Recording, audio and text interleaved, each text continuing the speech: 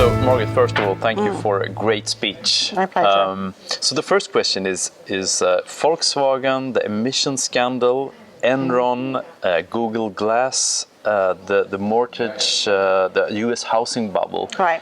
I mean, there are tons of smart people in this project. Right. Still, they turn into disasters. Why is this happening? Well, I think there are lots of reasons why these things go wrong, but I think one of the crucial ones is they don't go wrong suddenly, out of the blue. They start to go wrong in small things. Nobody says anything. They Right. keep going wrong. Nobody says anything. And then when it all falls over, it turns out everybody was thinking, often for years, there's a real problem here. And so the core problem, which I think is a problem for anybody running anything, is why don't people speak up? And how do you create the conditions in which they will speak up early when these things would be much easier to fix? As a human being, I mean, like when you're listening to your speech, you feel this pain, you feel this drama. Like, why is this happening? Why can't we rectify it Right. earlier? So, what are the mechanisms behind this? Well, I think some of it is people are running too fast. They're too distracted. They're too tired.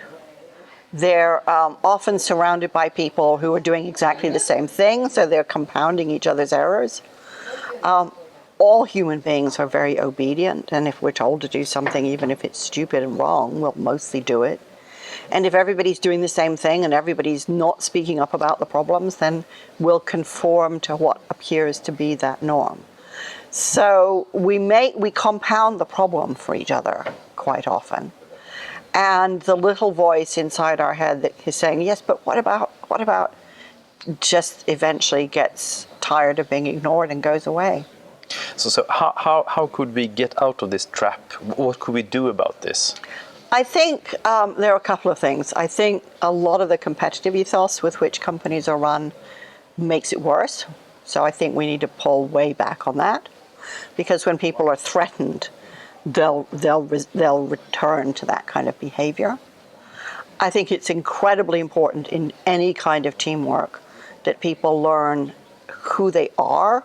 They spend time together, they learn to trust each other, and they learn that whatever they want to ask or talk about is safe. I think that climate of safety is essential.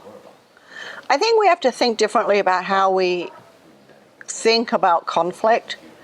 That conflict isn't wrong. Actually, an absence of conflict is a problem. The important thing, of course, is that the conflict is around the stuff that matters, not the nonsense. But you have to create an environment in which it's really safe to have an argument about how we make something better. That's hopeful, but it also will take a lot of work to do that. It does take a lot of work, and I think what's interesting is I think it takes a lot of upfront investment in really creating those solid relationships. And what happens is people think it's efficient to get started, get running really quickly.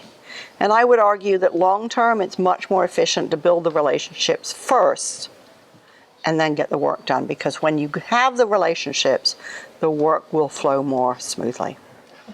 Thank you so much, Margaret, for a great presentation and answering our short questions. Thank you. Great, thanks a lot. Cheers.